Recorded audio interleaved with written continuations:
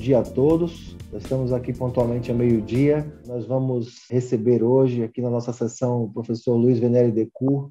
Vamos receber a doutora Gláucia Vespa. A professora Gláucia, ela tem um currículo enorme.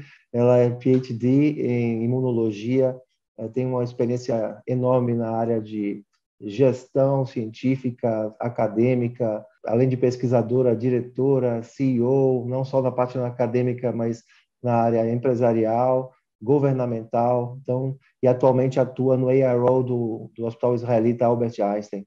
Então, é uma pesquisadora de ponta na área de imunologia e com ênfase em vacinação. Então, foi com muito prazer, com muita satisfação que nós recebemos o aceite do convite que nós fizemos. Então, ela é muito bem-vinda aqui na nossa sessão, porque realmente esse é um tema muito importante para nós, para todo o mundo, e ninguém melhor do que a doutora Gláucia para nos explicar realmente o que está acontecendo exatamente em todo o mundo em relação às vacinações. O tema vai ser vacinas Covid-19, mutações do SARS-CoV-2 fazem as vacinas menos eficazes? Então, é um tema bastante pontual, muito importante, a pergunta que todos nós estamos fazendo. E, de novo, doutora Gláucia, muito obrigado pela sua disponibilidade, seu tempo super escasso em dividir essa experiência conosco. Tá? Então, de antemão, sem mais delongas, muito obrigado e a palavra está com a senhora. Obrigada, Germano, agradeço muito o convite a toda a organização. É um prazer discutir com vocês esse tema, que é bastante relevante. Então, essa pergunta se as mutações do SARS-CoV-2 fazem as vacinas menos eficazes, ela é uma pergunta genérica que pode determinar respostas diversas e induzir a confusão e impactar a confiança nas vacinas e na vacinação. 3 linhagens do SARS-CoV-2, né, têm tomado muita atenção, tanto da comunidade médica, científica, como também da mídia e do público leigo. Mais especificamente, a linhagem B117, isolada, identificada inicialmente no Reino Unido, a linhagem B1351, identificada inicialmente na África do Sul, e a linhagem B11281, ou a famosa P1, com uma sublinhagem, a P2, originária do Brasil, identificada no Brasil e Japão.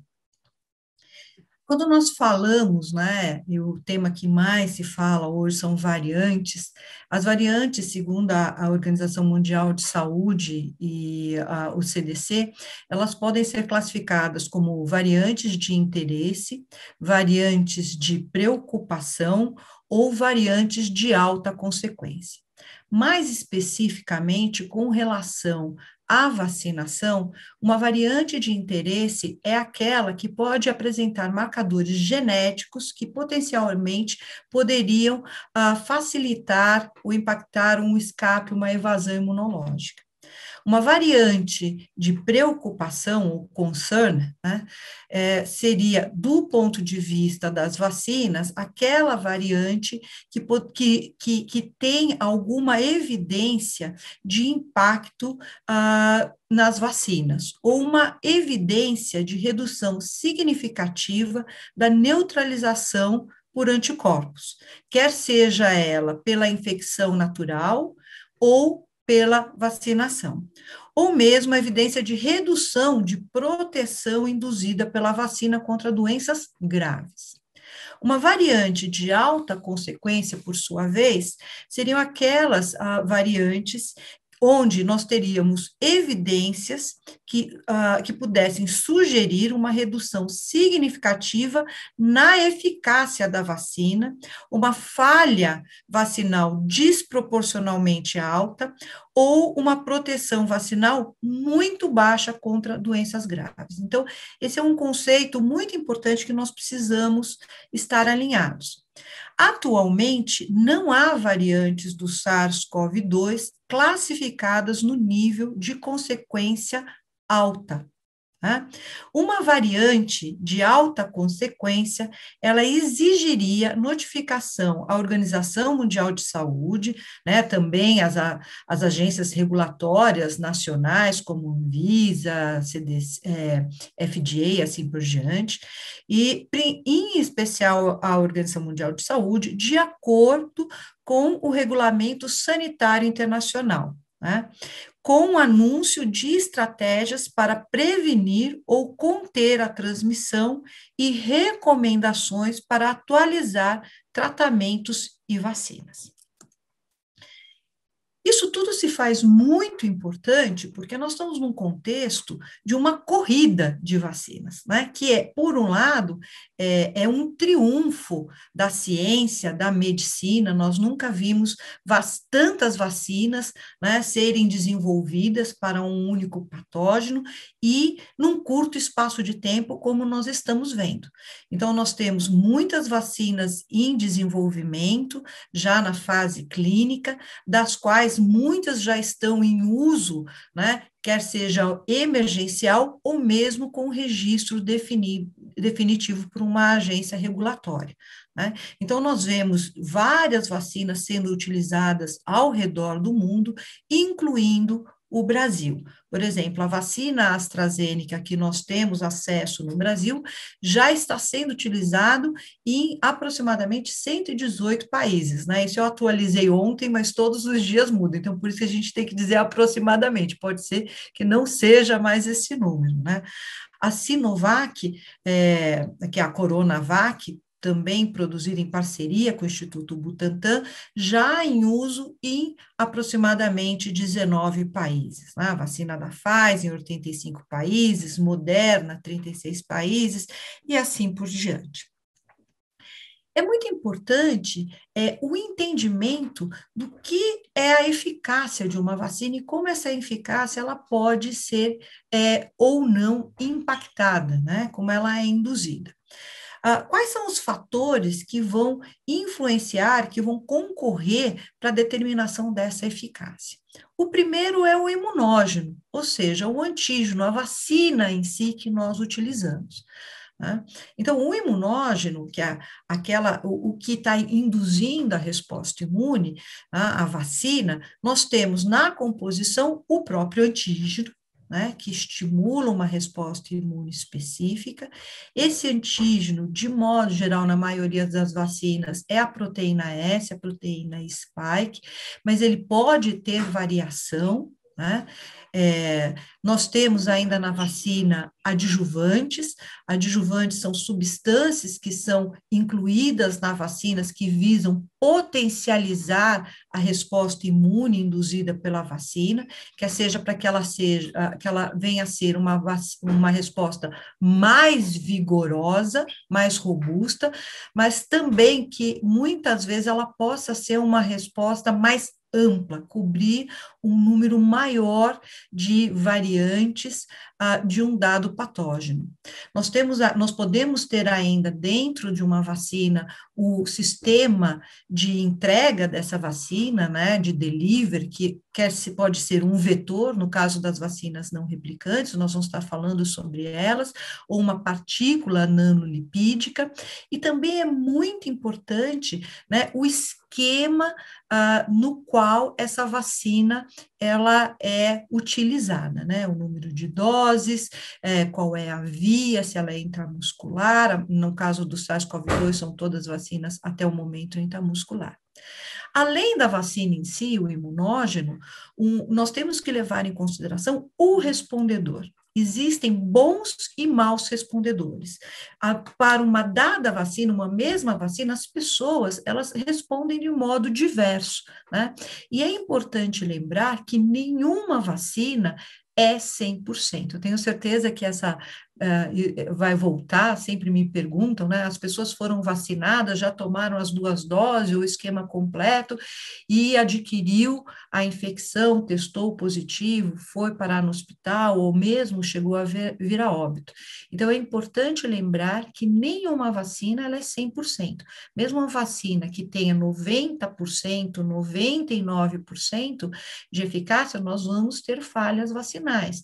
E num momento pandêmico, onde 8 bilhões de pessoas, né, praticamente são suscetíveis e deverão ser vacinadas, se nós multiplicarmos mesmo uma falha vacinal de 1% numa população de bilhões de vacinados, nós vamos ver muitos casos.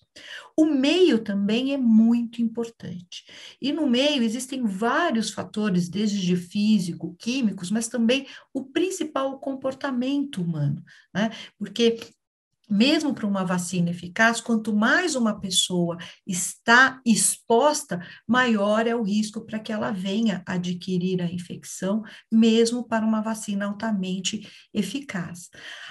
Não só o comportamento humano, mas o histórico desta pessoa, o histórico imunológico, né? Eu tinha um professor que dizia que a história imune de uma pessoa, ela é única e ela é irreversível. Então, nós temos vários patógenos vários micro-organismos que nós convivemos, e nós podemos ter proteção cruzada, nós podemos ter diminuição da resposta, então todo esse microambiente é muito importante. E também a cobertura vacinal, porque algo que nós precisamos lembrar com as vacinas é que as vacinas, elas induzem uma proteção direta, mas elas também podem induzir proteção indireta, a proteção coletiva ou proteção de rebanho. Então, todos esses fatores vão influenciar, quer seja para a proteção do SARS-CoV-2 colocado originalmente na vacina, utilizado, empregado originalmente na vacina, mas também para eventuais variantes. E a resposta, isso é muito importante. O que nós precisamos lembrar? A resposta imune, a resposta induzida por uma vacina, ela é policlonal, ela não é monoclonal. Então, se eu pego um anticorpo monoclonal e esse anticorpo ele deixa de funcionar, né, quando eu tenho uma variante, não necessariamente isso vai ocorrer com uma vacina. Então, na verdade, a resposta induzida pela vacina é um coquetel de anticorpos contra várias porções de um dado antígeno. Por exemplo, se nós estamos usando a proteína S, nós vamos ter vários tipos de anticorpos para diferentes porções dessa proteína S, dessa proteína spike, né? Ela também é pleiotrópica e redundante. O que quer dizer isso? Um único componente do sistema imune, uma célula, um produto, ela pode ter diferentes funções. E, por sua vez, diferentes funções também são produtos. A mesma função pode ser desempenhada por diferentes componentes da resposta imune, por diferentes braços. Então, todo mundo dança, todo mundo colabora, e mesmo se um faltar, aquela função pode ser desempenhada por outro braço da resposta imunológica. Outro ponto muito importante é que a resposta imune induzida por uma vacina, ela não é estática, ela evolui. E às vezes, quando nós escutamos, né, os dados na mídia, parece que o vírus evolui, mas a resposta imune não. Então, essa resposta induzida, ela deixa uma memória, e essa memória também, ela pode amadurecer, ela pode afinar, né? Então, a resposta, ela não é uma fotografia, ela é um filme. Tanto para o vírus é um filme, ele evolui, mas a resposta imune também. E outro ponto muito importante é que a resposta imune induzida por uma vacina, ela não é binária, ela não é 0 ou 100. Tudo ou nada, estou protegido ou não tenho proteção nenhuma. Então, o que nós vemos, na verdade, é um gradiente de proteção, onde nós temos desde uma proteção que nós chamamos de imunidade estéril, onde a pessoa vacinada, ela não é nem infectada, e nós temos imunidade parcial, ou seja, essa vacina pode induzir uma imunidade que não seja suficiente para prevenir a infecção, mas ela é suficiente para prevenir doença. E esse gradiente também acontece com relação às doenças. Eu posso ter uma vacina que tenha uma eficácia, não tem eficácia para prevenir infecção, tem a eficácia de 30%, 40% para prevenir doença leve, mas tem uma eficácia de 70%, 80% para proteger, para prevenir doença moderada e grave. Então, quando nós falamos da eficácia de uma vacina, e nós também perguntamos, as mutações do SARS-CoV-2, ela pode fazer com que uma vacina seja menos eficaz? Ou quando nós dizemos qual é a eficácia de uma vacina, o que nós queremos dizer de o que é eficácia? É eficácia contra a infecção, eficácia contra uma doença leve, é doença contra hospitalização, contra a doença grave. E isso não é uma questão simplesmente para as vacinas COVID, né, contra o vírus SARS-CoV-2. Isso nós observamos para várias vacinas, e mesmo para a infecção natural. Né? De modo geral, os vírus que induzem uma imunidade mais vigorosa, ou mesmo imunidade estéril, são aqueles cujo ciclo biológico passa pelo sangue. Micro-organismos de mucosa que colonizam a mucosa e não invadem, de modo geral, não induzem imunidade estéril. Isso é muito importante, porque a resposta imune ela precisa ser equilibrada, né? Senão você pode desencadear doenças indesejáveis, reações indesejáveis, como doenças autoimunes. Então, esse é um ponto muito importante. Então, como nós medimos essa eficácia? Existe um outro componente, que é o correlato de proteção. Normalmente, o que é o correlato de proteção? É uma medida da resposta imune induzida que pode sugerir que uma pessoa está ou não protegida. Né? Então, para várias vacinas, nós temos correlatos de proteção, que se a pessoa, o mais utilizado é a quantificação de anticorpo. Então, se a pessoa atingiu um certo nível de anticorpos séricos, isso é um indicativo, não é garantia que ela possa estar protegida. Até o momento, nós não temos um correlato de proteção para as vacinas, a COVID, para proteção com SARS-CoV-2. É muito importante também nessa conversa nós alinharmos o que é a terminologia. Então, o que é mutação? Então, mutação é uma alteração no DNA ou RNA, que compreende mudanças de bases. Pode ser acréscimos, deleções ou rearranjos de nucleotídeos. Quando uma mutação ocorre numa parte, que nós chamamos de open reading frames, ou seja, são aquelas partes que são transcritas e dão origem a proteínas, essas mutações podem se manifestar como alterações nas proteínas. O que é um genótipo? É a descrição da composição genética do vírus, então a sequência genética do vírus. Um isolado é um vírus que foi isolado de um hospedeiro infectado e propagado em culturas de células. Então, uma sequência genômica pode representar um isolado, mas não é necessariamente um isolado. Existem centenas de milhares de sequências genômicas completas, mas a maioria não é um isolado. O vírus não foi isolado em cultura. E vocês vão ver como isso não é um detalhe e é muito importante e pode causar bastante confusão. Por sua vez, o que é uma variante? É um vírus cuja sequência genômica difere daquela do vírus de referência. Isso não tem nenhuma inferência, sobre se a mudança na sequência do genoma, ou seja, no RNA, no caso do SARS-CoV-2, causa qualquer mudança no fenótipo do vírus. Então, eu posso ter uma mudança de base no genoma, no RNA, e não necessariamente eu tenho alguma mudança no fenótipo.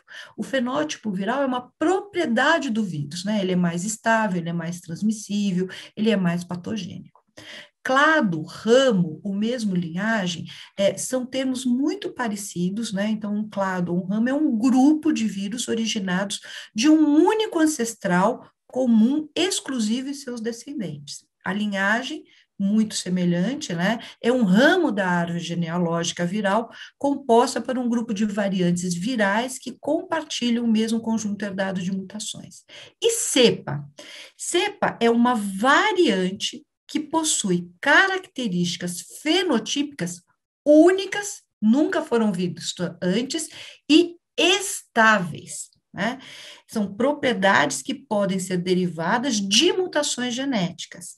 A designação de uma variante viral como cepa viral é de responsabilidade de grupos internacionais de especialistas, né? Então, nós temos um comitê internacional para a taxonomia viral.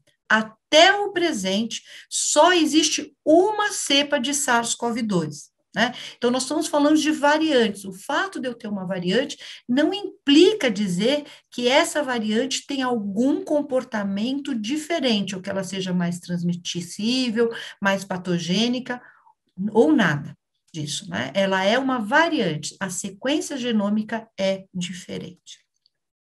E nós temos também sorotipo. Sorotipo é um vírus da mesma espécie que são antigenicamente distintos. E, historicamente, eles são definidos por testes de neutralização.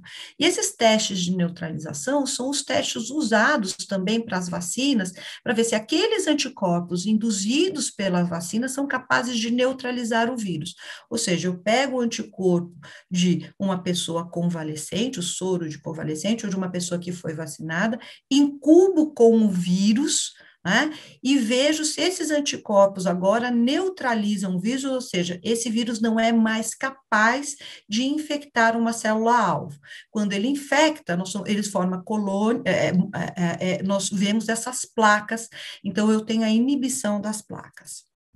Então, isso é o que normalmente, em muitas apresentações, quando se vão te falar de mutações, e que é extremamente assustador, são essas árvores filogenéticas, né? Então, cada ponto desse, o que significa? Significa uma sequência genética, um genótipo. Não é nem necessariamente um isolado. Então, nós temos muitas sequências genéticas. Isso não quer dizer de que uma proteína desse vírus mudou, ou se essa mudança ela tem algum impacto. Então, nós temos muitas bolinhas, né, muitos dotes numa árvore genética, esse vírus está em evolução e nós vemos que essas variantes circulam pelo mundo afora. O que é importante lembrar? As mutações, né, essas alterações no genoma dos vírus, elas são frequentes e são esperadas.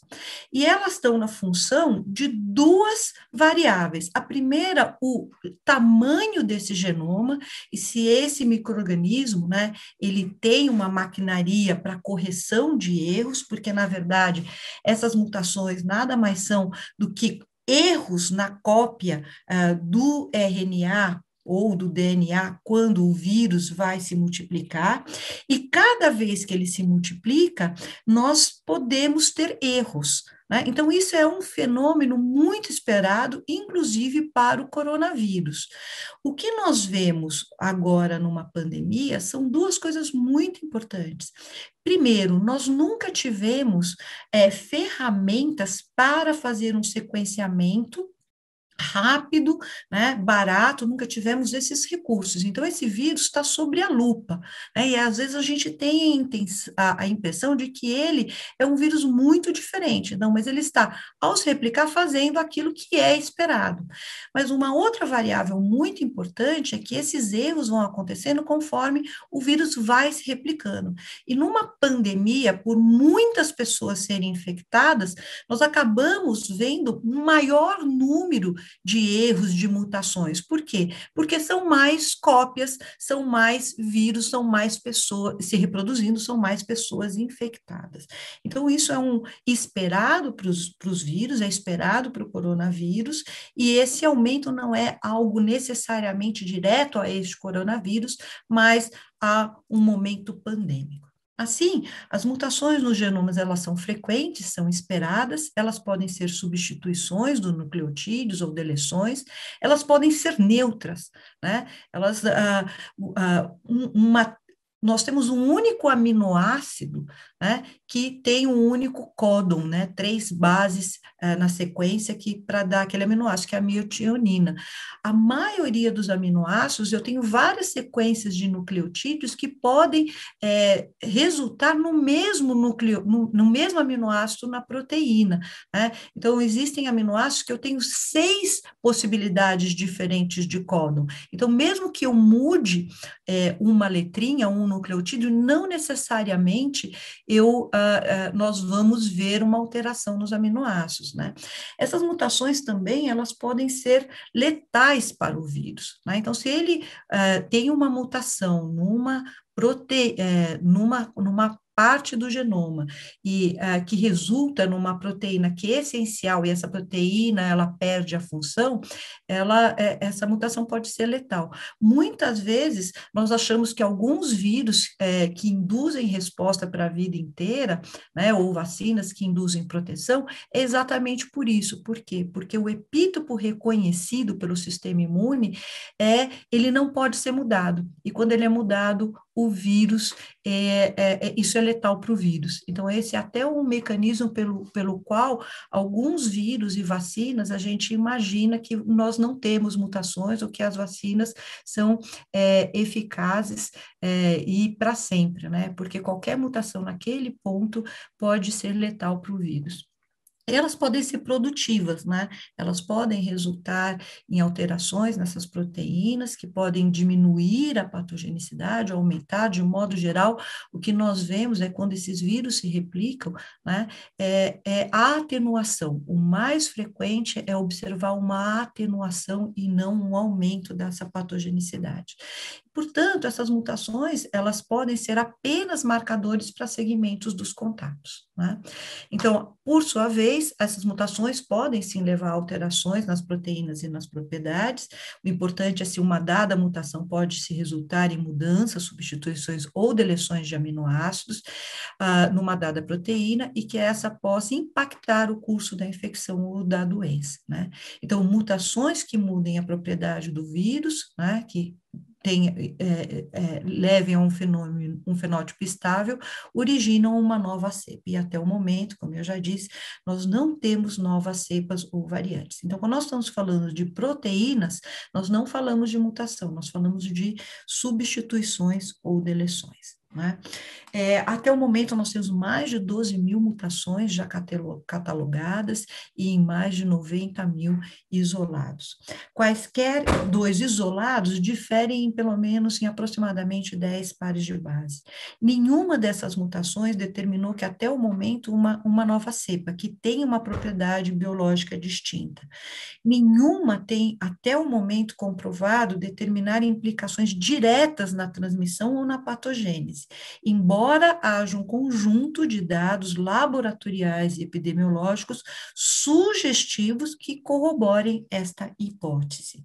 É importante lembrar também, né, que apenas 10%, né, 20% das pessoas são responsáveis por 80%, 90% das transmissões. Então, 80% das transmissões são causadas por 10% ou 20% dos infectados.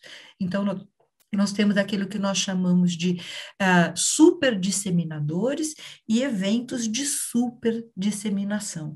Isso pode ser um dos exemplos do porquê determinadas variantes elas acabam se disseminando e sendo predominantes. É um dos exemplos pelo qual não necessariamente tem a ver com a variante em si, mas com o comportamento e com a dinâmica da transmissão, né?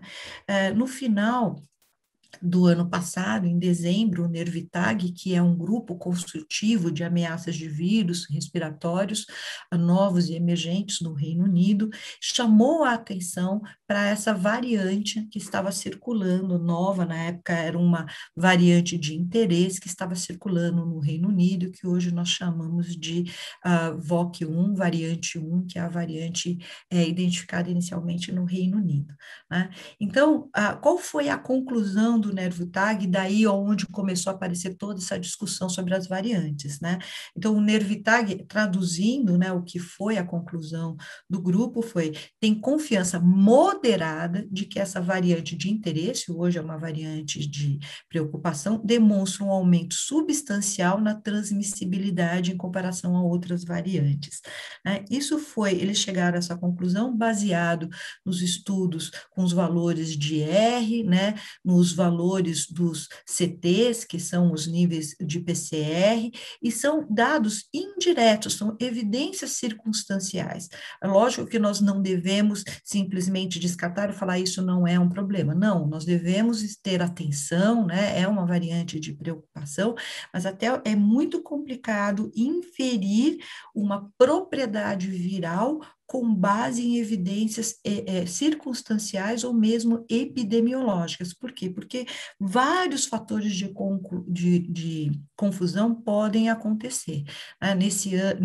Em janeiro, o Nervitag se reuniu de novo, e é muito interessante ver a conclusão desse grupo de que há evidências na análise de vários conjuntos de dados diferentes de que a infecção com a variante de preocupação inicialmente identificada no Reino Unido está associada a um risco aumentado de hospitalização e morte em comparação com o vírus diferente desta variante. Mas quando a gente olha o dado e vai na tabela, nenhum desses resultados são estatisticamente significativos.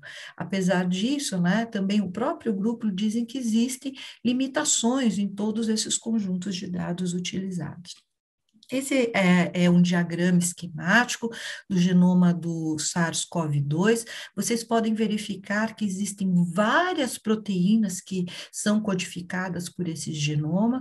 Basicamente, as que estão em preto são o que nós chamamos de proteínas não estruturais, e as que estão destacadas em colorido vermelho ou verde são as proteínas estruturais. Também vocês podem notar o tamanho, né, o número de aminoácidos dessas proteínas. De modo geral, são proteínas pequenas. Então, o que a gente observa é que a proteína S, a proteína spike, é a maior proteína codificada por esse genoma. Ela tem entre 1.200, 1.300 aminoácidos. As outras são menores. E só por isso, né, a gente pode verificar também que a maioria dessas mutações que acontecem no genoma acontecem exatamente na proteína spike, né, em diferentes pontos. Mas eu volto a lembrar que essa proteína é uma proteína grande, que pode ter alterações no genoma, sofrer mutações em diferentes pontos. Essas mutações podem ou não resultar em substituição na proteína, e mesmo quando ela resulta em alteração nesta proteína, a resposta imune vai ver diferentes partes dessa proteína. É uma resposta policlonal. Não necessariamente uma única mutação nessa proteína vai determinar que uma vacina não seja mais eficaz, ou tenha essa eficácia reduzida. Um outro ponto importante que nós devemos lembrar é que essa proteína S, essa proteína spike, na verdade, ela é uma proteína, ela se apresenta na forma trimérica, então são 3 proteínas spike juntas, né, e elas têm cada uma 2 subunidades, a subunidade S1 e a subunidade S2.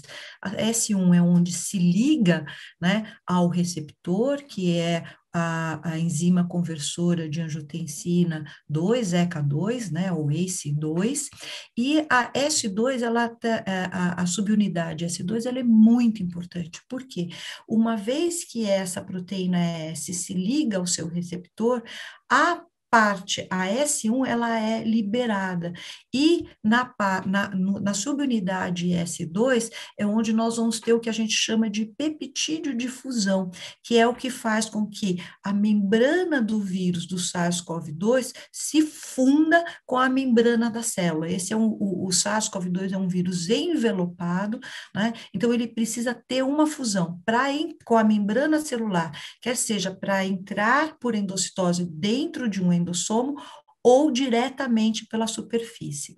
Isso é muito importante, parece, né, o porquê que nós estamos conversando disso, porque as vacinas também, elas diferem com relação a isso. Então, uma mesma vacina que tem a proteína S, eu posso ter uma proteína S estabilizada na forma pré-fusão, ou seja, com a proteína S1 e S2, ou ela pode ser a proteína selvagem não estabilizada, onde esse preptídeo de fusão vai ser liberado.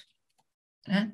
Então, mais especificamente, quais são aquelas mutações que levam a substituições que são mais preocupantes, né? Que estão sendo bastante investigadas. A primeira é a D614G, essa foi uma variante que surgiu muito cedo no início da pandemia e rapidamente se disseminou pelo mundo afora, então praticamente todas as variantes que nós temos hoje são derivadas desta variante. Tá? Outra substituição, então o que vocês veem? É fácil imaginar o que significa essas letras D, G e esses números. Então, a letra é uma forma de representar um aminoácido, por exemplo, D é o ácido aspargico, G é uma glicina, e 614 é a posição desse aminoácido no genoma. Então, no genoma não, na proteína. Então, se eu tenho uma proteína que tem aproximadamente 1.200, 1.300 aminoácidos, o que está perto da membrana é o 0 e o que está próximo, aquilo que vai se ligar ao receptor, é o 1.300, por exemplo, o 1.273. Então, bem lá no meio, né, na posição 614, eu tinha um ácido aspargico que foi substituído por uma glicina. Tá? Uma outra substituição, né, que é preocupante é essa N501, ou seja, na posição 501, o aminoácido 501, que era uma asparagina, foi substituído por uma tirosina, e assim por diante. Essas substituições na proteína, elas têm sido implicadas num aumento dessa disseminação do vírus, ou mesmo em alguns casos, de alguma sugestão de que a patogenicidade pode ser diferente. Né? Especificamente para as vacinas, a substituição mais importante é o que nós chamamos, às vezes, de EC, né? EC, ou seja, é um ácido glutâmico na posição 484 que foi substituído por uma lisina, né? E essa é uma das principais substituições, né, que aparece em várias linhagens, ela ocorre perto do topo da proteína S, da spike, né, onde altera a forma dessa proteína. E essa a substituição tem sido implicado como que ela pudesse auxiliar o SARS-CoV-2 a evadir das respostas de anticorpos neutralizantes. Né? Então, vocês podem ver que muitas dessas mutações, elas estão presentes em várias variantes, né? Mais especificamente, a evidência que nós temos até o momento é de um impacto maior ou menor na neutralização, quer seja dos soros convalescentes, né, de pessoas que foram infectadas pelo vírus selvagem, ou mesmo nos anticorpos séricos pós-vacinação. Né? E agora a pergunta que fica, né? Só esse impacto na neutralização na neutralização dos anticorpos é suficiente, né? Para essas vacinas? Bem, nós temos diferentes vacinas, como nós conversamos, né? Existem vacinas que são inativadas, vacinas que são de instrução gênicas e são vacinas atenuadas. Né? Antes do SARS-CoV-2, nós dividíamos as vacinas em vacinas inativadas e vacinas atenuadas. As vacinas inativadas são aquelas que a pessoa recebe a vacina, mas essa vacina ela é morta, ela não é capaz de se replicar dentro do organismo da pessoa que está sendo vacinada. Ou seja, são vacinas de origem proteica, cujas proteínas são proteínas exógenas, né? Foram produzidas fora do organismo da pessoa que está recebendo a vacina. As vacinas atenuadas, né, são aquelas vacinas onde os micro-organismos são enfraquecidos, eles são capazes de infectar a pessoa que está recebendo a vacina e mimetizar o ciclo biológico, e induzir uma resposta imune efetiva, mas não doença.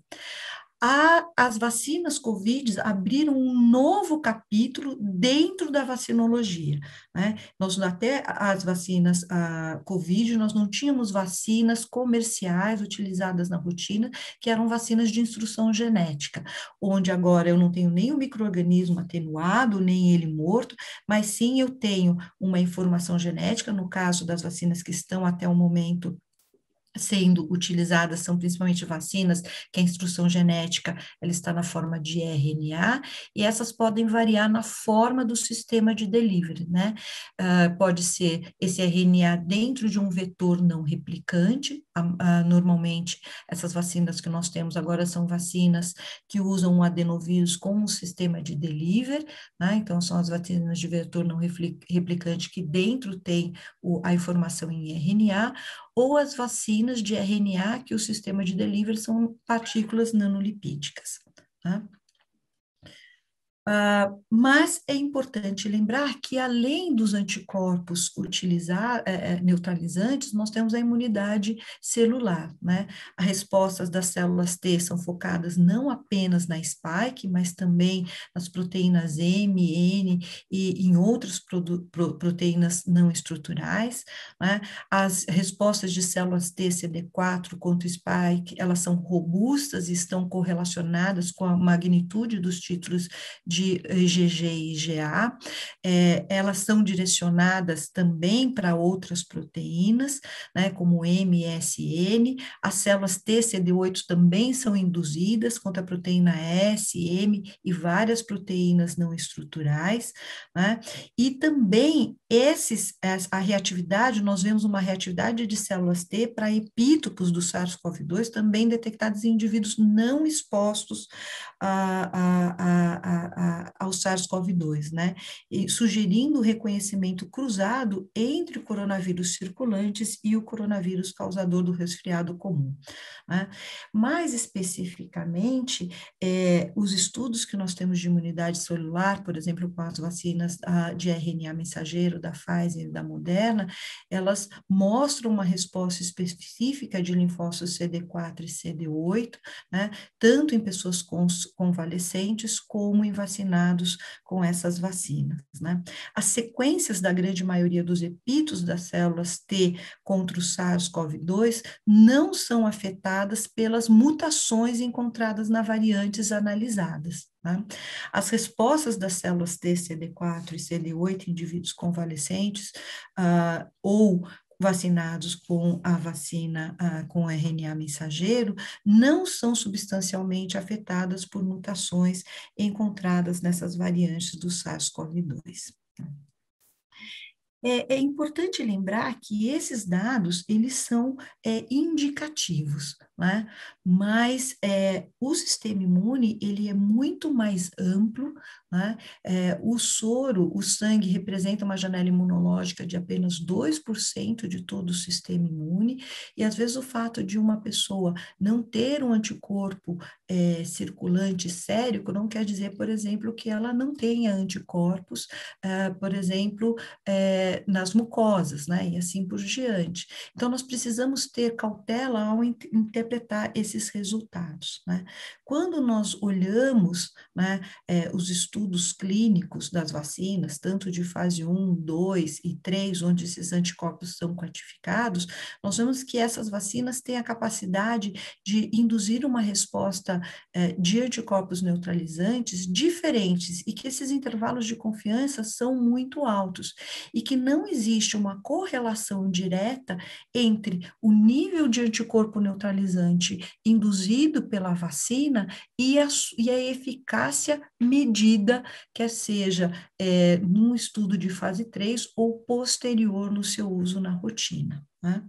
Então, os estudos de fase 3 demonstraram que essas vacinas são altamente eficazes, com uma eficácia variando entre 50% e 95%. É importante lembrar que comparações diretas não devem ser feitas entre as vacinas avaliadas em estudos independentes, né?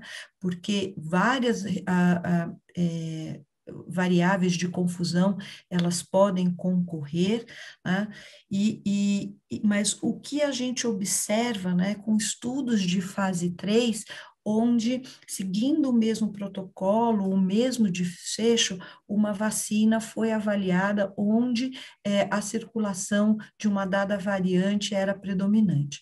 Então, no estudo de fase 3 da vacina da Janssen, pôde-se observar uma eficácia de 72% nos Estados Unidos, de 68% no Brasil, onde o principal que estava circulando era a variante P1 ou P2, e na África do Sul, uma eficácia de 64%. Né, onde 94% dos casos de Covid eram da variante da África do Sul. No estudo da Pfizer, né, no Reino Unido, se observou também uma eficácia elevada de 85% quando era a variante B117 que estava circulando. E os dados de eficácia da vacina Novavax também, né?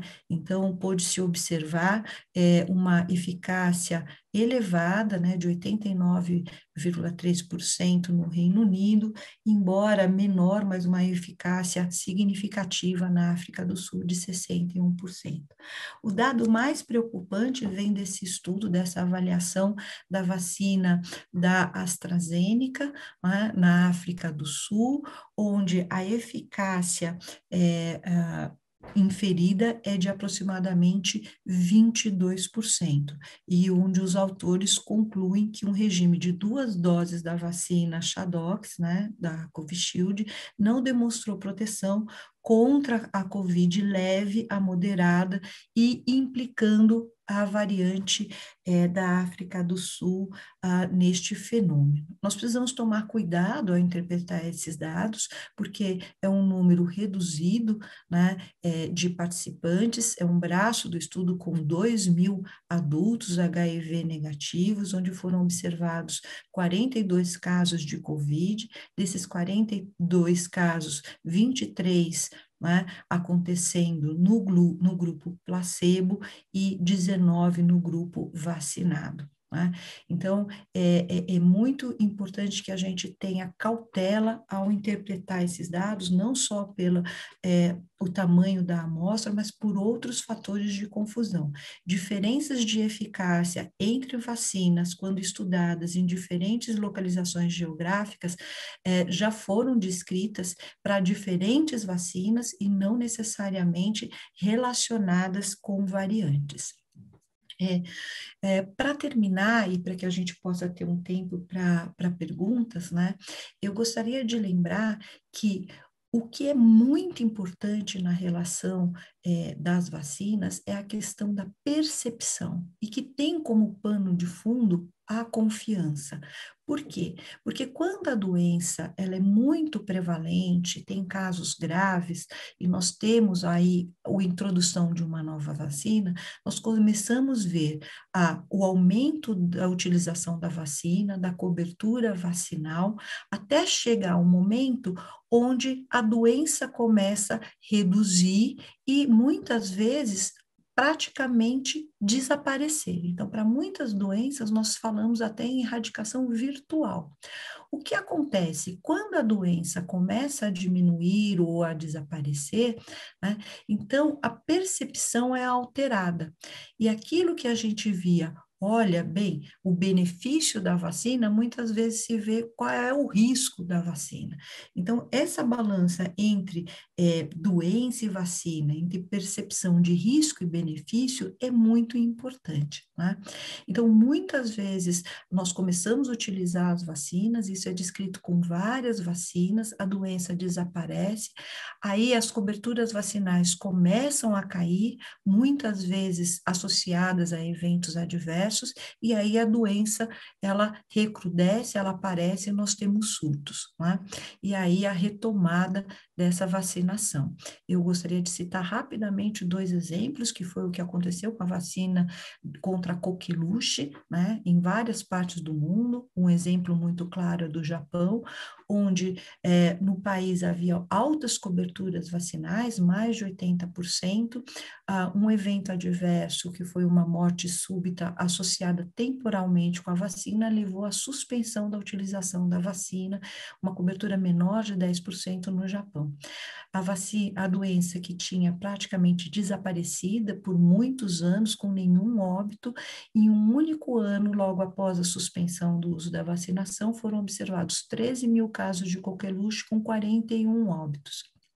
Outro exemplo importante é o da vacina da poliomielite. A vacina da poliomielite é uma vacina que não induz imunidade estéril, né? As pessoas ainda são infectadas, né? E podem sustentar a replicação do vírus. É muito interessante, porque nós temos uma vacina que não induz imunidade estéril, as pessoas podem continuar sendo infectadas, e nós temos a erradicação da poliomielite em várias partes do mundo, né, com uma vacina desse tipo. Essa é uma vacina, e isso tanto para vacina inativada como para vacina oral. A vacina oral, que é uma vacina atenuada, ela tem uma mutação nesse vírus que atenua o vírus e ele perde a capacidade de neurovirulência. Essa mutação pode se reverter, então nós podemos ter casos de poliomielite causada pela vacina, né, por causa da reversão da virulência.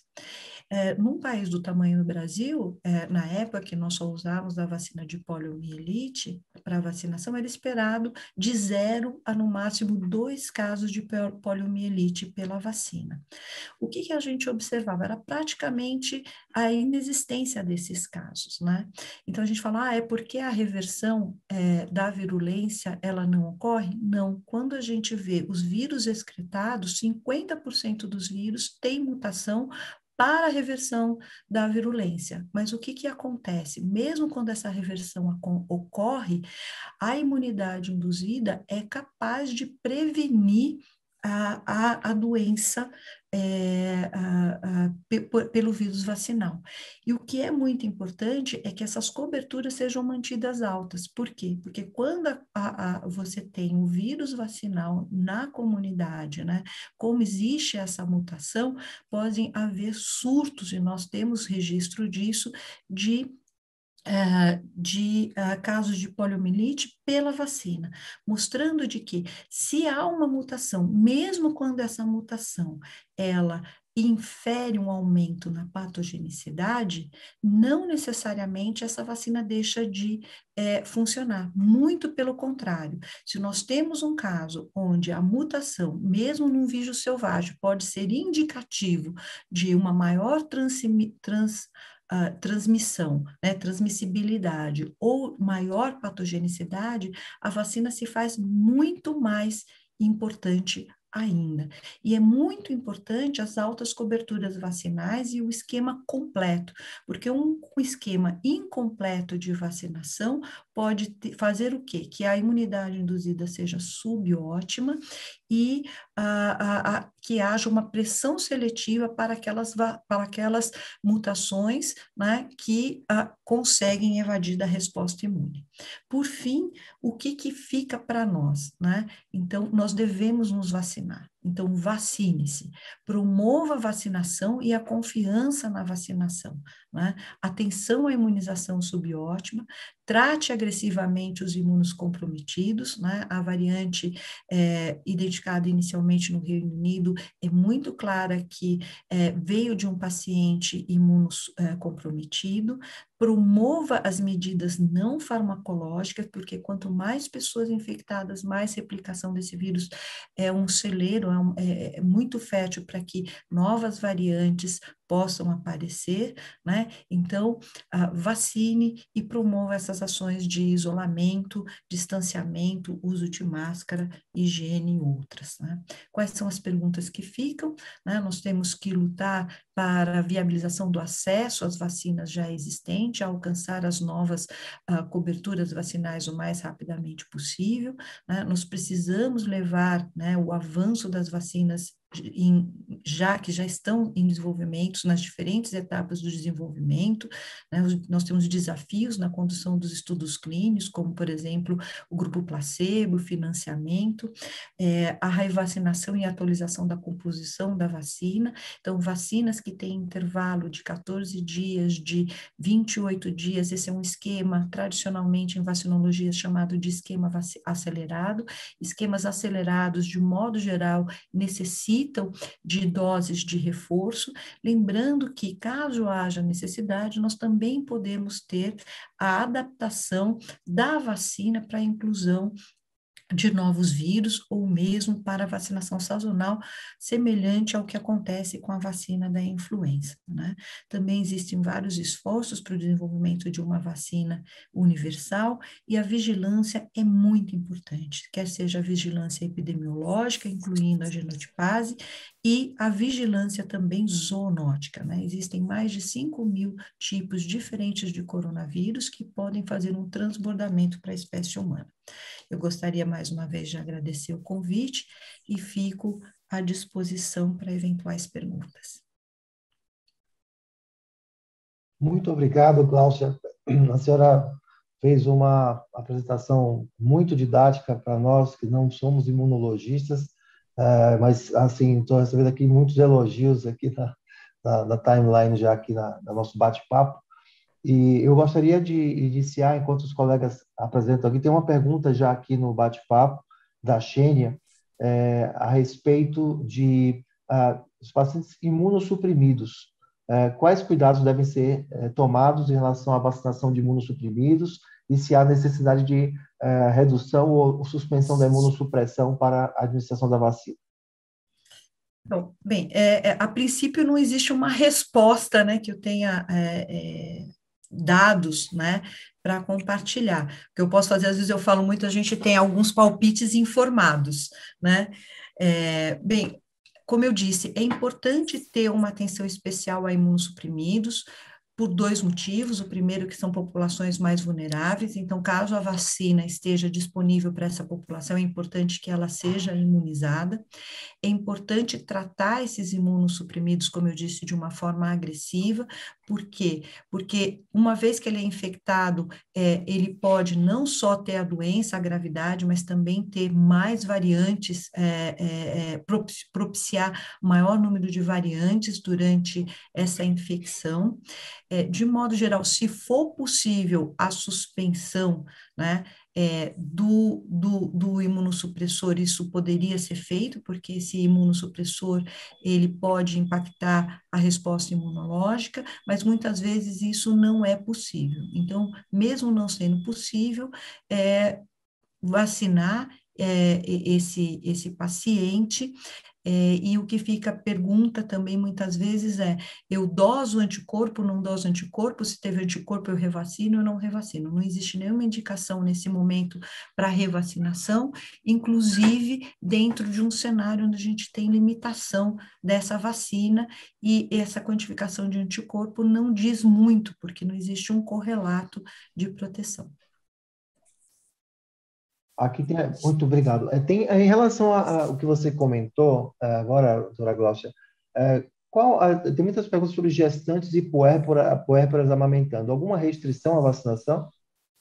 Então, a princípio, né, com a questão com o gestante, a gente precisa lembrar que essas são vacinas novas, né?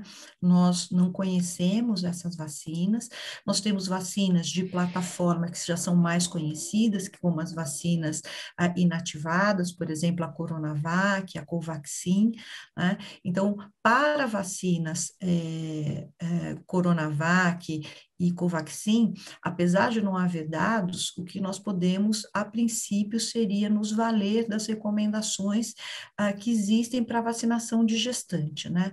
Normalmente, o que a gente faz é evitar a vacinação no primeiro trimestre da gravidez, né? Porque nós queremos evitar uma associação, mesmo que temporal, com eventuais problemas que podem ser mais frequentes nesta fase, e sempre quem tem que tomar a decisão é o médico assistente, avaliar o risco-benefício, o quanto essa vacina está exposta, se ela pode, o desejável seria que ela estivesse mais isolada, né, porque nós não sabemos ainda das consequências de longo prazo dessa infecção durante a gravidez. Então, caso o risco para a gestante seja baixo, caso ela tenha a possibilidade de usar outras medidas que não a vacina, isto pode ser feito, né? Para o último trimestre da gestação, talvez a preocupação fosse um pouco menor, mas sempre dentro dessa avaliação risco-benefício. Para as vacinas de instrução genética, é mais difícil nós traçarmos uma recomendação, porque são vacinas que nós, de uma plataforma que nós conhecemos ainda há pouco. Mas, de um modo geral, o que parece é que essas vacinas têm sido seguras na população em geral e que poderiam ser utilizadas também mesmo para gestantes. Muito bem. Tem algumas perguntas aqui também, Glaucia, sobre trombose, tá? Então, agora com a vacina da Johnson & Johnson foi implicada como um potencial risco de trombose, embora... então, foi uma pergunta, foi feita aqui. Então, anunciada essa questão da trombose, quais as considerações que você teria para pessoas que já têm algum fenômeno trombótico ou já têm algum risco trombótico aumentado? Sim. A primeira consideração que eu gostaria de fazer é a seguinte: normalmente, principalmente quando a gente fala de eventos adversos, isso trombose e outros eventos adversos, a comparação é qual é o risco do evento adverso contra nada, né? Então, eu não vou pegar coronavírus, eu não vou pegar o SARS-CoV-2, eu não vou ter nada, e aí, se eu tomar a vacina, eu tenho o risco de ter um evento adverso, né? Essa não é uma comparação real, porque para vírus como o SARS-CoV-2, a estimativa é que todo nascido vivo será infectado. Então, se você não foi infectado ainda, é uma questão de tempo. Ou a única coisa que pode evitar seria a vacinação. Num cenário sem vacinação, vírus semelhantes ao SARS-CoV-2, a estimativa é que todos nós vamos ser infectados. A pergunta não é o se, é o quando. Então, a comparação é qual é o evento adverso associado a essa vacina e o risco desse evento adverso contra o risco da infecção. Então, eu preciso comparar a incidência de eventos adversos, como tromboembólicos, da vacina, com a infecção. Então, a infecção tem muitos riscos, e esta é a comparação e a análise de risco-benefício. Quando nós fazemos essa análise, existem duas comparações. Primeiro, com o nada, então a pergunta, qual é a frequência dessa condição, deste evento, numa população não vacinada e não infectada, e muitas vezes isso é um problema. Por quê? Porque a gente não tem um denominador, a gente não tem dados confiáveis do que é a incidência, a frequência daquele evento. De modo geral, muitas vezes a gente tem alguns indicadores, e aí a gente pode discutir se esses números são verdadeiros ou não, que vão dizer o seguinte: olha, isso pode acontecer com a vacina, mas está no mesmo nível da frequência que ocorre na população em geral. Mas existe a discussão se esses dados da população em geral são confiáveis, né? Então, e eu tenho também com a doença. E aí a gente tem essa análise. Olha, o risco com a vacina, mesmo que seja uma relação de causalidade, é ainda muito menor do que o risco de você pegar a infecção. Então, isso é o que se faz, e de modo geral, não só para as vacinas de rotina, mas também para os eventos que estão sendo observados com SARS-CoV-2, o benefício supera o risco, especialmente dentro dessa situação pandêmica. Para pessoas que já têm uma predisposição, já têm outros fatores de risco para aquele evento adverso, como eventos tromboembólicos, o que precisa é uma avaliação do médico assistente, primeiro, do risco dessa pessoa adquirir a infecção de modo imediato, as complicações que ela pode ter e qual seria essa análise de risco-benefício. Caso ela venha a ser vacinada com essa vacina, que o paciente seja orientado para que, em sinais, mesmo que leves, eles procurem um médico ou um serviço de saúde. Então, é redobrar a atenção, porque o risco para essa pessoa que já tem um fator de risco para fator trombembólico, caso ela pegue a infecção, supera ao da vacinação. Mas vou abusar só mais um pouquinho de você aqui, viu, Glaucio? Essa realmente é uma oportunidade muito grande, tem muitas perguntas, eu vou escolher aqui algumas para finalizar aqui. Eu também próprio tenho várias outras, mas seria tema para mais muito tempo aqui de conversa. Mas em relação a H1N1 e Coronavac, né? Então, primeiro, em relação você acredita que vai haver uma vacina multivalente que proteja para a influenza e coronavac, ou coronavírus, ou serão a mesma coisa? E, além disso, associação entre H1N1 e coronavírus. Qual o risco de intervalo admitido entre as duas doses? É mesmo de 14 dias? Então, existem duas coisas diferentes. Uma que é a vacinação simultânea e a outra que é a vacinação combinada. Vacinação simultânea é quando duas vacinas ou mais são administradas em locais anatomicamente diferentes do corpo num mesmo dia, né? Que a gente diz simultaneamente, né? Então, num braço a pessoa tomaria a vacina COVID, no outro braço ela tomaria a vacina influenza. De modo geral, as regras que nós temos de modo geral para as vacinas vacinas inativadas, elas podem ser administradas no mesmo dia sem problema algum. E também não é necessário se observar intervalo entre a administração de duas vacinas inativadas. Isso é uma regra geral para vacinas. Nós temos uma vacina nova, então, por não haver dados, o que se sugere, né, que essas vacinações, se possível, não sejam feitas de forma simultânea. E o principal objetivo disso é para que eventuais eventos adversos de uma vacina não interfira com a outra. Então, a pessoa, se ela tiver algum evento adverso com essa vacina que é nova, que está em uso emergencial, que isso não seja sobreposto com uma outra vacina. Então, mas de modo geral, vacinas inativadas, a gente procede desta forma. Nós, mais para frente, deveremos ter estudos de administração simultâneas de vacinas, da vacina COVID, não só com a vacina influenza, mas com outras. De modo geral, a minha sugestão é não perder a oportunidade de se vacinar. Caso haja a possibilidade de espaçar as doses e não administrar no mesmo dia, que isso seja feito, pelos motivos que eu já inferi. Então, quer dizer, por causa da segurança e uma eventual interferência na indução da resposta imune de cada uma das vacinas, né? Mas, se não houver possibilidade desse paciente dessa pessoa voltar duas vezes, a minha sugestão é que não haja uma oportunidade perdida. Isso para as vacinas inativadas. No caso das vacinas de instrução gênica, né, vacina de RNA ou com um vetor, essa é uma plataforma nova, nós não sabemos. Então, a princípio, nós vamos precisar esperar e, de modo geral, o melhor seria não fazer de forma simultânea, né? Quer seja para não misturar os eventos adversos eventuais das duas vacinas, ou mesmo uma potencial interferência, o que, na minha opinião, não é provável. No caso de vacina combinada, a vacina combinada é quando duas vacinas são administradas ou mais numa única injeção. E para isso precisa de todo um desenvolvimento clínico, de estudos clínicos. Mais para frente, isso vai demorar provavelmente alguns anos, nós podemos ter vacinas combinadas, a vacina COVID com outras vacinas da rotina. Não vejo por que isso não deveria acontecer, principalmente se essa vacina se tornar uma vacina sazonal, o que seria bastante desejável ter uma vacina combinada.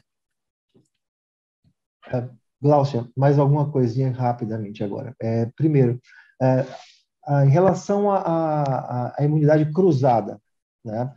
No começo da pandemia, tiveram alguns ensaios que começaram a ser conduzidos, ainda estão sendo, eu acredito, em alguns países como Alemanha e Holanda, tinha um estudo sendo feito com profissionais de saúde, tentando ver se a BCG conferiria algum grau de proteção naquele momento da pandemia em relação à contaminação, à infecção e até a formas graves da doença.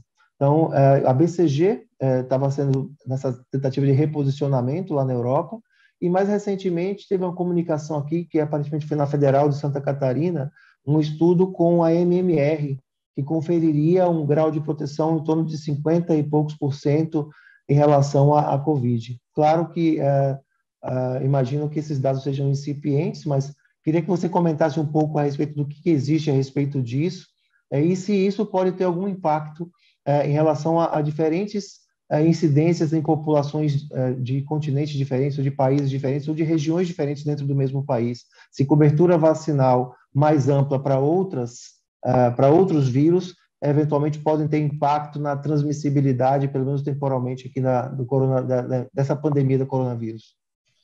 Esse é o dado inequívoco para isso é muito difícil de ser obtido, né? Principalmente por mais que a gente possa ver casos de infecção, casos graves da doença, a maioria das pessoas infectadas são assintomáticas e evoluem muito bem. Então, é muito difícil fazer essas determinações, né? De modo geral, o que a gente vê na literatura são inferências de indução de um certo grau de proteção, né? É diferente de uma resposta imune induzida específica por uma vacina, mas é uma proteção indireta, principalmente associado a vacinas atenuadas. Então, como você falou, né, a vacina BCG, a vacina tríplice viral, sarampo, cachumba, rubéola, especialmente associado com a vacinação de cachumba. Então, existem alguns indicativos de que essas vacinações poderiam induzir um grau, né, de proteção. Né? O que a gente sabe é que elas, de modo geral, dão um booster no sistema imune de forma inespecífica e algum grau de proteção poderia ser obtido. Mas não existe nenhum dado que seja inequívoco que diz, não, se você tomar a vacina contra sarampo, cachumba, rubéola, você vai estar protegido contra o SARS-CoV-2. Isso não existe e provavelmente nós não vamos ter esse dado. Né? O que é importante? O importante é que as pessoas estejam vacinadas contra as vacinas que já existem. Né? O Brasil, por exemplo, pode estar sendo, a gente não pode descartar, beneficiado pelas grandes campanhas que nós fizemos de vacinação com tríplice viral, porque nós tivemos surtos de sarampo, nós tivemos surtos de cachumba, então isso pode ser que tenha influenciado de uma forma positiva, mas é impossível, na minha opinião, mostrar uma associação robusta e direta. Perfeito. A última pergunta agora, Gláucia. O que você acha da percepção de que as variantes atuais estão provocando mais casos graves em grupos menos vulneráveis, em tese? Idade abaixo de 50 anos, sem comorbidades. Eu acho que os fatores de confusões são muitos, né? Como eu disse, é muito difícil utilizar um dado circunstancial, ou mesmo um dado epidemiológico, para inferir uma propriedade viral. De modo geral, o que a gente vê é a atenuação dos vírus conforme eles vão se humanizando. Né? Isso é o que normalmente a gente vê. Não quer dizer que não possa acontecer, e pode acontecer, mas é muito difícil.